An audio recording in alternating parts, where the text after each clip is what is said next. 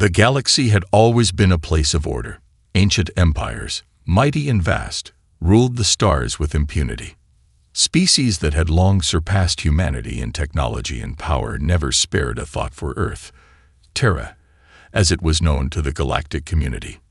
Humanity, despite its rapid advancements, was still considered a fledgling species, not yet a force to be reckoned with. Earth's existence was marked by a series of minor skirmishes and fleeting moments of relevance. Yet the universe was about to learn that this would not be the case forever. It began with a signal. At first, it seemed like nothing more than an anomaly, a strange burst of energy lost in the endless depths of space. Star systems thousands of light-years away from Earth detected a powerful, yet inexplicable transmission. The signal was not quite a message. It was an interruption, something unexpected. No one knew its origin, nor its purpose. It resonated across the galaxy in a way that sent tremors through every technological system that could intercept it. For several days, the galaxy's most advanced civilizations debated its meaning. Was it a distress call, a malfunction, or perhaps an act of war? There was a sense of unease, a nagging feeling that something was off. No one could pinpoint exactly why, but the signal sparked an undeniable fear that spread across the stars. At first, the galactic councils, accustomed to dealing with a multitude of species, dismissed the event. Earth was a distant world, a young and unpredictable species that had barely ventured beyond their own star system. What could this little planet possibly do that would warrant concern? But as the signal continued, those in power couldn't ignore it any longer. The transmissions, once faint, grew stronger. The words were still unclear, but one thing became increasingly evident. Earth was trying to communicate. Something had changed on the planet. The ancient species that made up the Galactic Council convened. The Zoreth, an ancient race of beings that had mastered both biology and technology, were the first to speak. Their words carried weight. They had ruled the galaxy for centuries, their knowledge unmatched. "This is no ordinary signal," their leader, Zorethix, said gravely. "It's too precise, too deliberate. This is not a random broadcast. It is planned." The Galactic Council members listened in stunned silence. The quiet murmur of the debate spread across the council chambers, echoing across the stars. No one dared speak for a moment. They were all thinking the same thing. Could it be possible that humanity had reached a threshold? Had the Earth's inhabitants somehow developed a technology capable of disrupting even the most powerful civilizations? The thought was laughable at first, but as the minutes passed, doubt began to set in. The signal didn't just disrupt communications, it tampered with every galactic system. Every attempt to investigate the source of the signal only met with failure. Some of the Council's most advanced fleets were sent to investigate, but when they neared Earth's vicinity, their systems became unresponsive. The message Earth sent was clear. No one could touch them. Not yet, at least. And as the Council struggled to regain control over their ships, the realization began to dawn on them. Earth was no longer a backwater planet, easily ignored. Something was happening there. Something that could shake the foundations of the universe itself. The signal from Earth was not one of panic. It was a declaration. The galaxy was about to learn that the planet they had underestimated for centuries had just made its first move. As the Galactic Council continued to debate, fear began to creep into the minds of those who had long dismissed humanity as insignificant. The signal from Earth was unlike anything they had encountered before.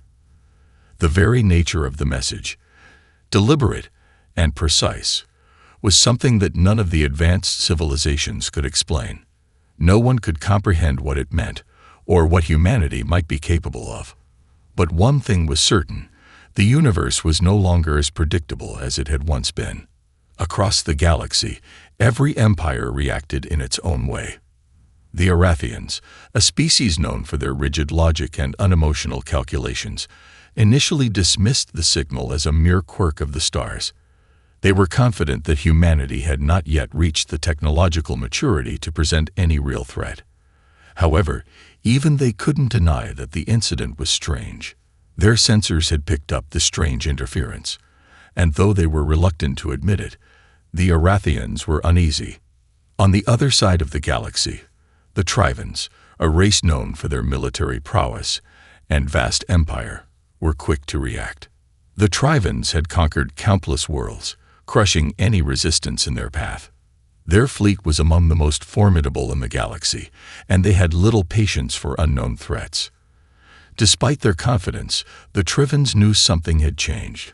They ordered their fleet to prepare for immediate action, unsure of what they would find but resolute that they would not be caught unprepared. The Zorath, however, were different. They had watched humanity for centuries, studying their rise from a scattered collection of tribes to a species that had begun to leave its mark on the stars. They had never underestimated humanity, but they also understood how unpredictable Earth's inhabitants could be. The Zorath had always been cautious, even when others were dismissive of humans. Now they were certain that Earth's sudden shift was no coincidence. Something had changed, and it was not something they could ignore. In the council chambers, Zorathix, the leader of the Zorath, stood before the gathering of empires. "The silence from Earth is not a random event," he declared, his voice carrying across the room. "It is a warning. We have always seen potential in humanity, but they have hidden it from us. The signal is proof of that. Something is happening on that planet, something that could alter the balance of power in the galaxy." A murmur of agreement rippled through the council, but there were still skeptics. The Lontar, an ancient race known for their philosophical approach to the galaxy, raised their concerns. "We have seen many species rise and fall," their representative said, "and many have sent signals into the void, hoping for attention. Why should this be different? Perhaps Earth has simply discovered a new form of communication, one that we do not yet understand." Zorathix's gaze hardened. "This is not just a signal," he said, his voice low and dangerous. "It is a challenge, a statement, a promise of something far greater than we have seen before." The room fell silent. The fear was palpable now, even among the most powerful empires. The idea that humanity had hidden its true potential for so long was unsettling. But what was more unsettling was the fact that they had done so without anyone noticing. The galaxy had been watching Earth for centuries, but now it was clear. They had been blind. As the council continued to deliberate, the galaxies waited. The message was out there, resonating through the stars, and humanity was no longer content to be a footnote in history. Earth had sent its signal. And now the universe would have to face the consequences of ignoring humanity's true power. The universe, once so sure of its dominance, now trembled. As the galaxy's greatest minds pondered the meaning of Earth's signal, something even more troubling began to unfold. The fleets sent to investigate Earth's sudden silence began reporting strange, unexplainable phenomena.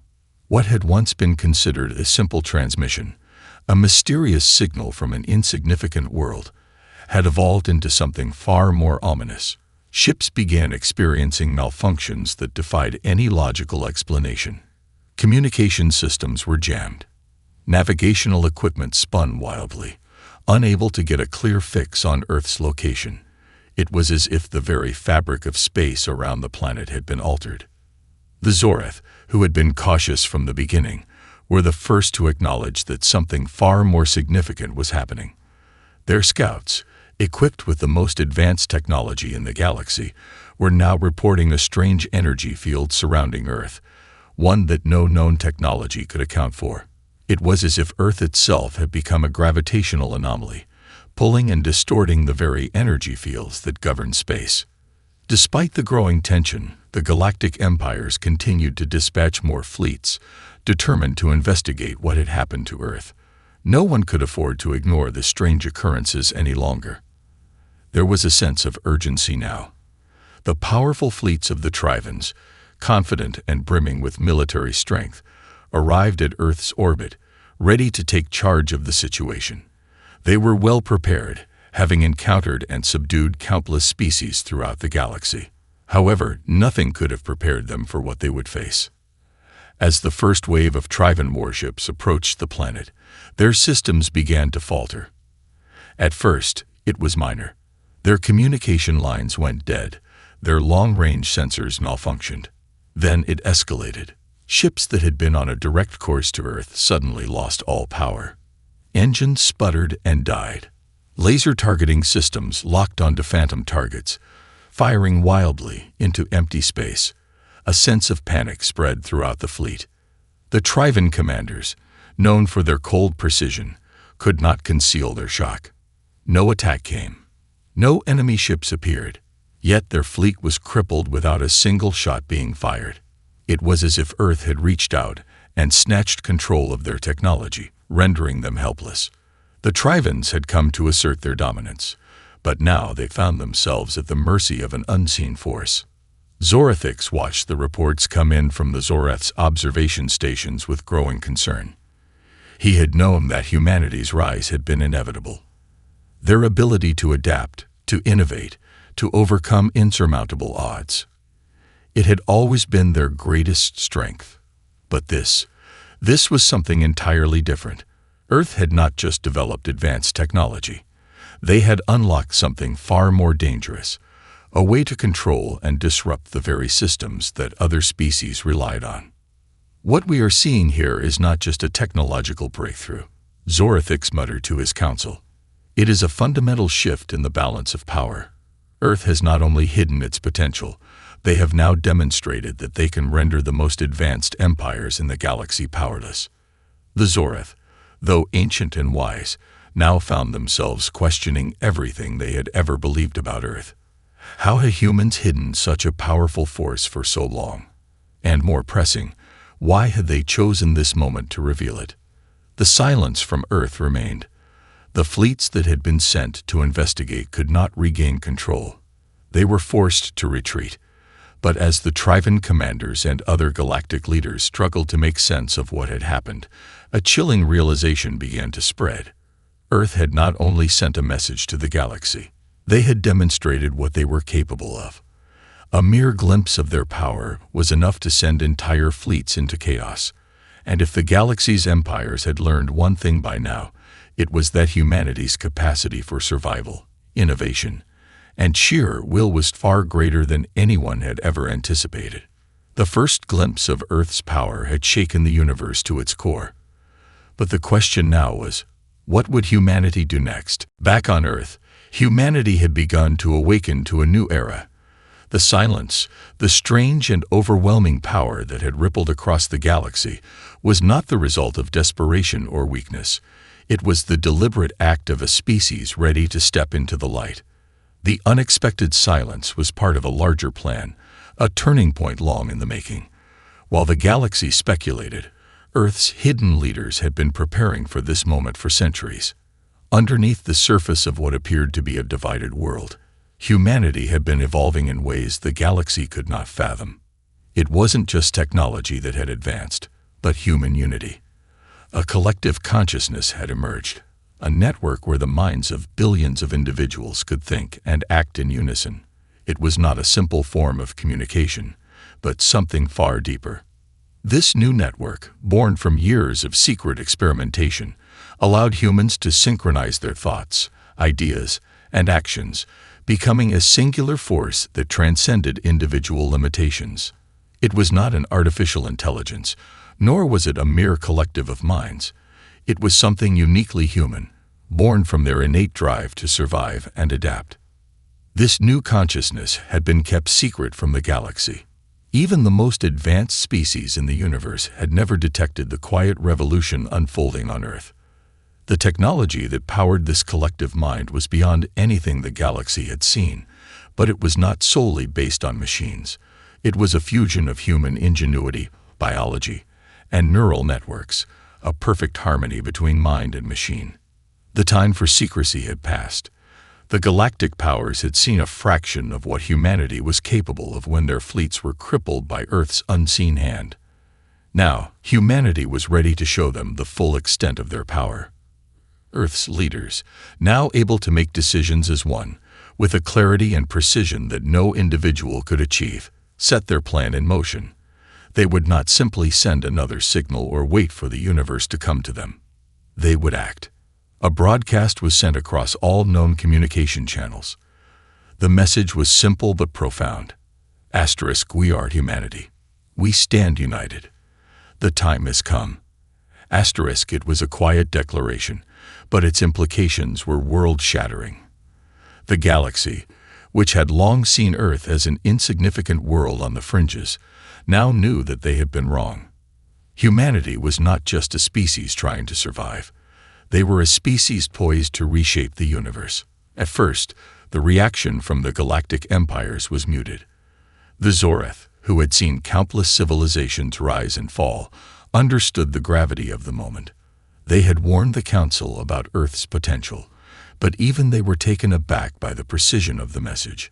The Zorethics, who had always maintained a cautious respect for humanity, now understood that the galaxy's hierarchy was in danger. Earth was no longer a player in the galactic game. Earth was setting the rules. Across the galaxy, the other empires reacted in various ways. Some, like the Trivens, who had been humiliated by their failed mission to Earth, prepared for war. They were determined to show the universe that no species, not even one as seemingly insignificant as humanity, could threaten their dominance. Others, like the Luntar, saw an opportunity to forge an alliance. They recognized that Earth's emergence represented a new era, one that could bring about cooperation rather than conflict. But in the backrooms of power, the true question lingered. Was humanity capable of forging a future of peace and unity, or would their rise ignite a war that could destroy everything? Earth had demonstrated a new form of power, one that transcended traditional warfare. They had shown that they could control the galaxy's most advanced fleets without firing a single shot. What they would do next could either unify the universe or bring about its collapse. Humanity, it seemed, was no longer just a footnote in the galaxy's history. They were the new force to be reckoned with, and the universe would have to decide how it would respond to this quiet revolution. The quiet declaration from Earth rippled across the galaxy, sending shockwaves through the highest echelons of power. For the first time, the great empires of the universe found themselves forced to reckon with a species they had long underestimated. Humanity's emergence was not the chaotic, disorganized rise that some had anticipated. It was a calculated, deliberate assertion of power. And the galaxy's reaction to this new reality was as varied as it was intense. In the halls of the Trivan warlords, anger and disbelief were palpable. The Trivens, once a dominant force in the galaxy, could not accept that their military might had been so easily neutralized. The humiliation of their fleet's failure at Earth's doorstep burned in their collective memory. The thought that humanity, a species they had considered primitive and inconsequential, had so thoroughly crippled their best forces filled them with a fierce need for retribution. "Prepare the fleet," the Trivan commander growled, his fists clenched. "We will not allow this upstart species to dictate the future of the galaxy. It's time to show them what real power looks like." But the Trivens were not the only ones who saw Earth's rise as a threat. Across the galaxy, similar reactions were taking place. The mighty Arathians, though initially skeptical, could no longer dismiss humanity's capabilities. Their advanced technology had been no match for the strange interference emanating from Earth. The Arathian Council, known for its cold logic, now debated their next move with a palpable sense of unease. Could they afford to risk war with humanity, or should they seek some kind of agreement before matters escalated further? "We must understand what they want," said an Arathian elder, his voice tense. "Their message is not one of aggression. It is a challenge. They seek recognition, not war. We must tread carefully." Yet there were others who saw a far different opportunity. The Luntar, an ancient species known for their intellectual and philosophical pursuits, looked upon humanity's rise with a mix of awe and curiosity. They saw the potential for cooperation, for an entirely new form of unity that could reshape the galaxy. For centuries, the Luntar had held themselves apart from the conflicts of the galaxy, preferring peace and contemplation. Now, however, they realized that humanity's capacity for innovation could lead to a new era of advancement, one they would rather participate in than resist. "We are witnessing the birth of something extraordinary," a Lanter representative said thoughtfully. "Perhaps it is time we step forward and offer our assistance. Earth's power need not be feared. If we help them shape their future, it could be the beginning of a golden age for all of us." But not everyone was ready to accept humanity's sudden rise with open arms. The galaxy's smaller empires, those that had been content to stay out of the larger conflicts, were suddenly terrified by the implications of Earth's power. They saw the silence as a harbinger of doom, a sign that their world, too, might be rendered helpless by the same mysterious force that had crippled the Trivan fleets. Desperation led many to consider extreme measures. Back on Earth, humanity watched as the galaxy reacted to their quiet revolution. Earth's leaders, now united through their collective consciousness, understood that they had reached a crossroads. The response from the galaxy could either lead to cooperation, a new era of shared growth, or it could spark a devastating conflict, one that could destroy the fragile peace that had once existed. For the first time in history, humanity held the power to shape its own destiny. And the question now was not whether they could survive, but whether they would choose to lead the galaxy into a new age, or rise up against those who would try to silence them. Humanity had made its move. Now, the galaxy would have to decide whether it was ready for the consequences. The universe had never faced a moment quite like this. Humanity, once relegated to the margins of galactic history, had suddenly become a force of unimaginable power. The galaxy's greatest empires were now in a position they had never thought possible. They had to decide how to deal with a species that could rewrite the rules of the stars themselves. On Earth, the leaders who controlled the collective consciousness were already preparing for the next phase. They had seen the reactions from the galactic powers, each one revealing a different facet of fear, curiosity, and ambition. The time for passive observation was over. Humanity had made its presence known. Now, it was time to determine what path to take. Inside the central hub of Earth's newly formed governing body, representatives from every nation sat in a grand chamber. Though the nations of Earth had once been divided by borders, cultures, and ideologies, they now operated as a single unified entity, their thoughts and decisions guided by the collective mind. They had experienced a rapid evolution that transcended anything the galaxy could comprehend. One representative, a human who had long served as a bridge between the world's leading powers, stood and addressed the assembly. "We know what the galaxy thinks of us. They see us as unpredictable, as dangerous, and they are right. We have the power to reshape everything. But the question remains, do we?" Her voice echoed through the chamber, both calm and forceful. "We can choose peace, we can forge alliances, or we can dominate. The decision is ours." There was a hushed silence. The question that hung in the air was not just about the future of humanity. It was about the future of the galaxy. And deep down, every member of the assembly knew that this moment would define everything. One by one, the members of the council began to speak. Some advocated for peace, urging that humanity use its newfound power to foster unity, to pull the galaxy together in a way never before possible. The Lontar, who had already made their overtures of cooperation, were among the first to argue in favor of diplomacy. Their representatives had quietly arrived on Earth, eager to offer their expertise in understanding the greater cosmic picture. "There is potential here," a Lontar diplomat said, his voice full of cautious optimism. "Humanity's ability to adapt and innovate is unlike anything we've seen. Imagine what we could achieve if we helped guide them. The galaxy has been divided for too long. This is a chance to create something truly harmonious." But not everyone agreed. A powerful voice rose from the corner of the chamber. It was a leader of the former global powers, a nation that had once held great sway on Earth. "We've seen the galaxy's response to us. They fear us, and they should. We've been humiliated by the empires of the stars for too long. We can't trust their goodwill.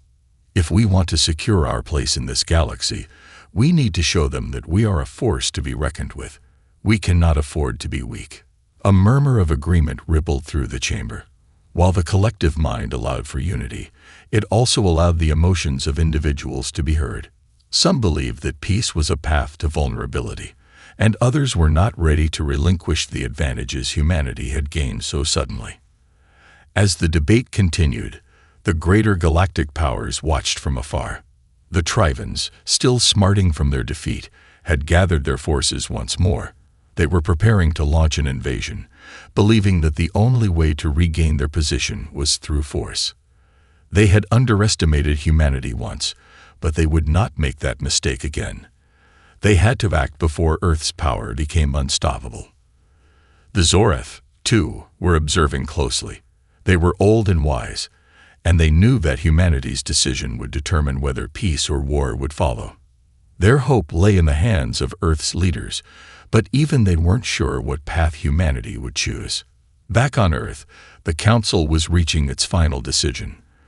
The collective consciousness had deepened, and for the first time, humanity's leaders felt the weight of their choice: to dominate, to seek vengeance for past wrongs, or to forge a new future.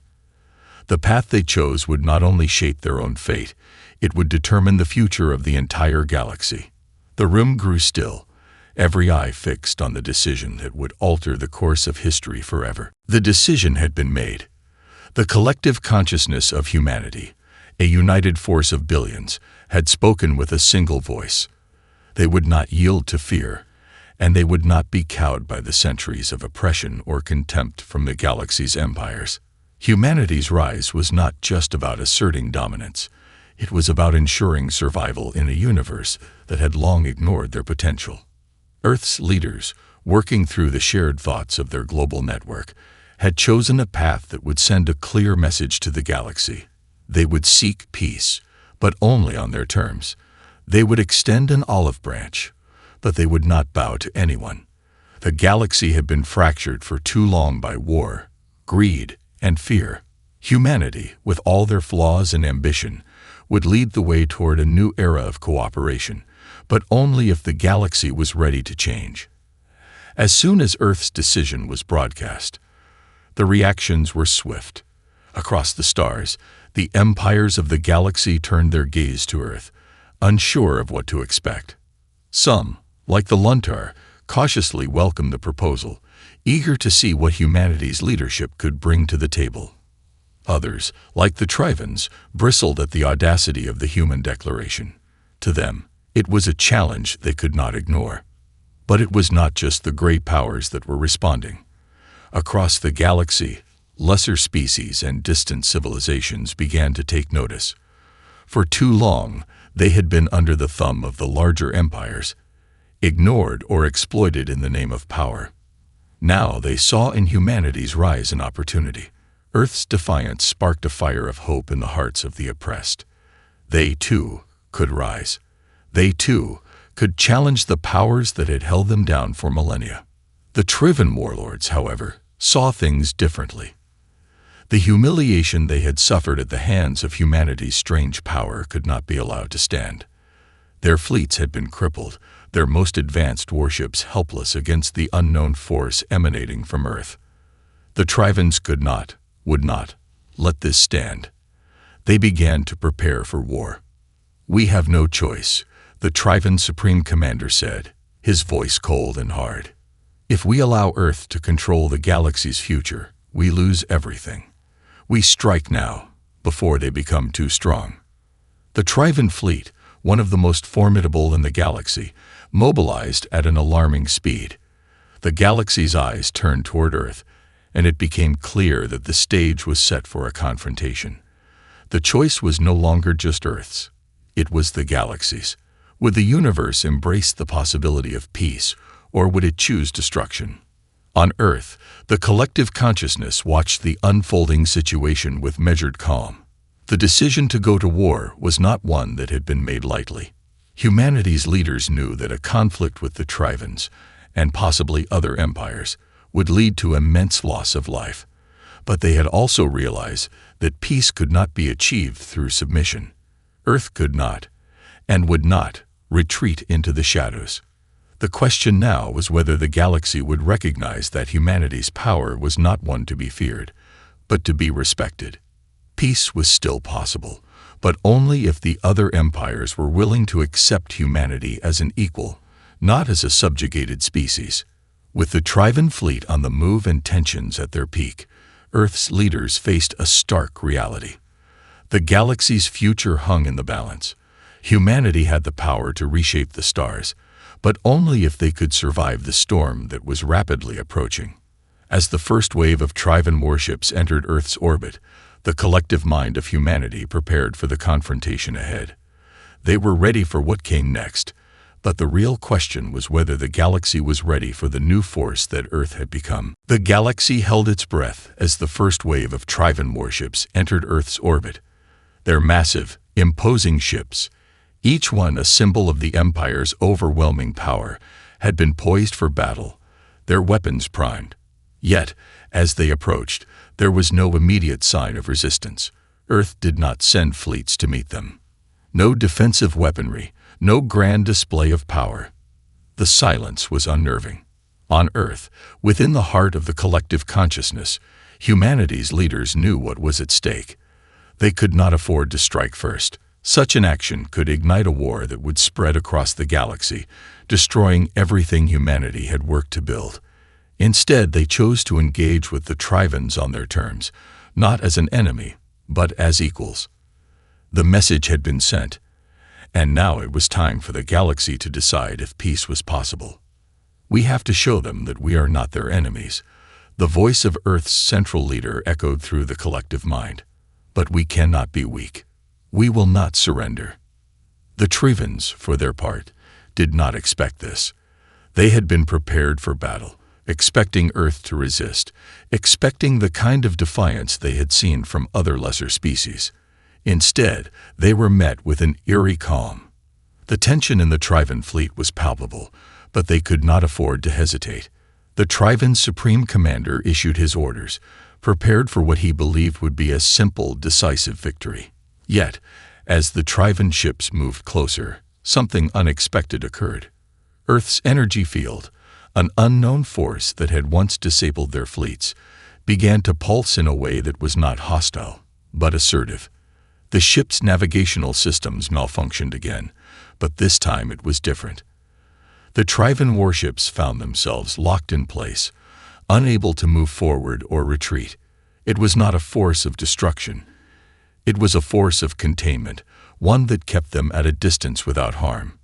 From Earth's orbit, a voice rang out, humanity's final message. We are not here to fight. We seek peace, but we will not be cowed. We have the power to change the galaxy, and we will do so as equals. No one species, no matter how powerful, should control the fate of the universe. This is a new era, one where cooperation is the key to survival, and where no empire stands alone. The Trivans, trapped in their own hesitation, did not respond immediately. The message was clear, but the weight of it hung heavily in the air. The warships hovered, waiting for the Supreme Commander's decision. He was torn. To attack would mean war, but to retreat would mean a loss of pride, a defeat of their military might. It was a decision that would forever alter the course of galactic history. But the decision was not solely the Trivans. In the days that followed, other factions in the galaxy began to send messages. The Arathians, once so dismissive of humanity's potential, now approached Earth with offers of dialogue. The Zorath, ever wise and cautious, too extended an olive branch, urging a summit to discuss the future of the galaxy. The message had been heard. Humanity had drawn a line in the sand, but it had not fired a single shot. They had made their stand not with violence, but with unity and resolve. The galaxy, once fractured by war and fear, was now faced with the possibility of something new. Humanity had shown that they would not be dominated, that they would not be silenced, and that they could stand with the galaxy's greatest powers as equals. The Trivans, seeing the overwhelming support for Earth's message from other empires, grudgingly began to stand down. Their fleet, once poised to crush Earth, slowly turned around, retreating into the depths of space. The galaxy had been changed forever. As the last of the Trivan ships disappeared into the stars, Earth's leaders allowed themselves a moment of quiet reflection. They had not only survived, they had reshaped the future. A new era had begun, one where humanity's voice would no longer be silenced. They had shown the universe that strength was not just in war, but in the ability to choose a better way. The dawn of a new age had arrived, an age where humanity would lead, not with violence, but with vision. And as the stars continued to burn bright in the sky, the galaxy trembled, not in fear, but in anticipation of the future humanity would shape.